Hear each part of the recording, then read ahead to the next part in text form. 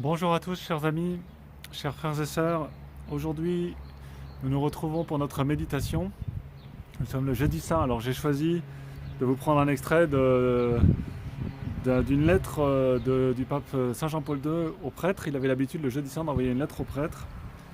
Et je vais vous en lire un petit passage. Je prends aujourd'hui une technique un peu différente pour enregistrer, pour gagner un peu de temps. Donc il y aura moins de fioritures sur ma vidéo, mais ce n'est pas ça le plus important, évidemment.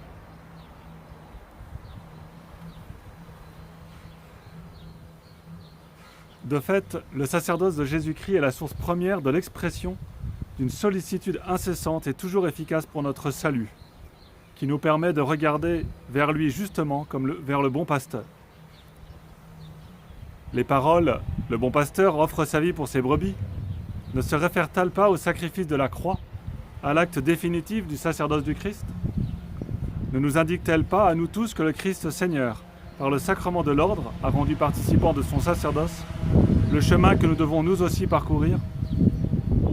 Ces paroles ne nous disent-elles pas que notre vocation est une sollicitude singulière pour le salut de notre prochain, que cette sollicitude est une raison d'être particulière de notre vie sacerdotale, qu'elle lui donne précisément son sens, et que par elle seulement, nous pouvons retrouver la vraie signification de notre vie, notre perfection et notre sainteté. Ce problème se comprend mieux cependant à la lumière des paroles de notre Maître lui-même qui dit « Celui qui veut sauver sa vie la perdra, mais celui qui perd sa vie à cause de moi et de l'Évangile la sauvera. » Ce sont là des paroles mystérieuses et elles semblent paradoxales. Mais elles cessent d'être mystérieuses si nous essayons de les mettre en pratique. Le paradoxe disparaît alors et la profonde simplicité de leur signification se révèle pleinement. Que cette grâce nous soit accordée à tous dans notre vie sacerdotale et dans notre service plein de zèle. La sollicitude particulière pour le salut des autres, pour la vérité, pour l'amour et la sainteté de tout le peuple de Dieu, pour l'unité spirituelle de l'Église qui nous a été confiée par le Christ, en même temps que le pouvoir sacerdotal s'exerce de diverses manières. Il est certain qu'elles sont bien diverses les voies par lesquelles, chers frères, vous accomplissez votre vocation sacerdotale. Les uns dans la pastorale paroissiale ordinaire, d'autres en terre de mission, d'autres encore dans le domaine des activités liées à l'enseignement, à l'instruction et à l'éducation de la jeunesse, en travaillant dans des organisations et des milieux divers pour y accompagner le développement de la vie sociale et culturelle. D'autres auprès de ceux qui sont malades, de ceux qui souffrent ou abandonnés, et parfois en vous trouvant vous-même cloué sur un lit de douleur. Ces voies sont fort diverses au point qu'il est impossible de les nommer toutes en particulier. Elles sont nécessairement nombreuses et différenciées parce qu'il y a une variété dans la structure de la vie humaine, des processus sociaux, des traditions historiques et du patrimoine des différentes cultures et civilisations. Néanmoins, dans toute cette variété, vous êtes toujours et par-dessus tout porteur de votre vocation particulière. Vous êtes porteur de la grâce du Christ, le prêtre éternel et du charisme du bon pasteur. Cela, vous ne devez jamais l'oublier, vous ne pouvez jamais y renoncer. Vous devez le mettre en œuvre en tout temps, en tout lieu, de toute manière.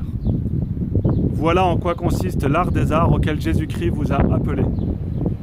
L'art des arts est de guider les âmes, écrivait déjà saint Grégoire le Grand. Je vous dis par conséquent, en reprenant ses propres termes, efforcez-vous d'être des artistes de la pastorale. Il y en a eu beaucoup dans l'histoire de l'Église. Faut-il les énumérer? C'est à chacun de nous que parle par exemple saint François de Sales, saint Vincent de Paul, saint Alphonse de Liguori, le saint curé d'Ars, saint Jean Bosco, le bienheureux Maximilien Kolbe, comme tant et tant d'autres. Chacun d'eux était différent des autres, était lui-même, était fils de son temps et adapté à son temps.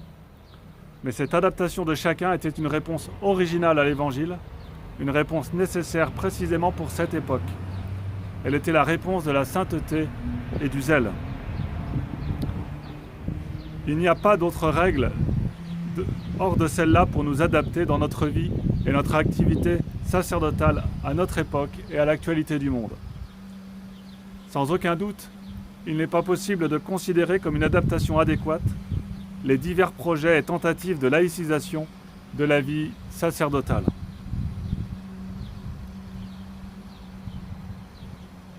La vie sacerdotale est construite sur le fondement du sacrement de l'ordre, qui imprime dans notre âme le signe d'un caractère indélébile. Ce signe, imprimé au plus profond de notre être humain, a sa dynamique personnalisante. La personnalité sacerdotale doit être pour les autres un signe et une indication claire et limpide. Telle est la première condition de notre service pastoral. Les hommes, parmi lesquels nous sommes choisis et pour lesquels nous sommes établis, veulent surtout voir en nous ce signe et cette indication, et ils en ont le droit. Il peut nous sembler parfois qu'ils ne le veulent pas, ou qu'ils désirent que nous soyons en tout comme eux. Il peut arriver qu'ils semblent même l'exiger de nous. C'est ici que sont nécessaires un profond sens de la foi et le don du discernement. Il est très facile en effet de se laisser guider par les apparences et de devenir les victimes d'une illusion fondamentale. Ceux qui réclament la laïcisation de la vie sacerdotale et qui applaudissent à ces différentes manifestations nous abandonneront certainement quand nous succomberons à la tentation. Nous cesserons alors d'être nécessaires et populaires. Notre époque est caractérisée par diverses formes de manipulation et d'utilisation de l'homme, mais nous ne pouvons céder à aucune d'entre elles. En définitive, seul s'avérera toujours nécessaire aux hommes le prêtre qui est conscient du sens plénier de son sacerdoce. Le prêtre qui croit profondément, qui professe sa foi avec courage, qui prie avec ferveur, qui enseigne avec une profonde conviction, qui sert, qui réalise dans sa vie le programme des béatitudes, qui sait aimer de manière désintéressée, qui est proche de tous et en particulier des plus nécessiteux. Notre activité pastorale exige que nous soyons proches des hommes et de tous leurs problèmes, aussi bien de leurs problèmes personnels et familiaux que de leurs problèmes sociaux. Mais elle exige aussi que nous soyons proches de tous ces problèmes en prêtres. C'est seulement ainsi qu'au milieu de tous ces problèmes, nous resterons nous-mêmes. Si donc nous sommes vraiment au service de ces problèmes humains parfois très difficiles, nous conservons alors notre identité et nous sommes vraiment fidèles à notre vocation. Il nous faut mettre encore une grande perspicacité à rechercher avec tous les hommes la vérité et la justice dont nous ne pouvons trouver la dimension véritable et définitive que dans l'Évangile, bien plus dans le Christ lui-même. Notre tâche est de servir la vérité et la justice dans les dimensions de la temporalité humaine, mais toujours dans une perspective qui soit celle du salut éternel. Celui qui tient compte des conquêtes temporelles de l'esprit humain dans le domaine de la connaissance et de la morale, comme l'a rappelé de façon admirable le Concile Vatican II, mais il ne s'identifie pas avec elles, et en réalité il les dépasse. Ce que l'œil n'a pas vu, ce que l'oreille n'a pas entendu, c'est ce que Dieu a préparé pour ceux qui l'aiment. Nos frères dans la foi et aussi les non-croyants attendent de nous que nous soyons toujours en mesure de leur indiquer cette perspective, que nous en devenions des témoins authentiques, que nous soyons des dispensateurs de la grâce, des serviteurs de la parole de Dieu. Ils attendent que nous soyons des hommes de prière.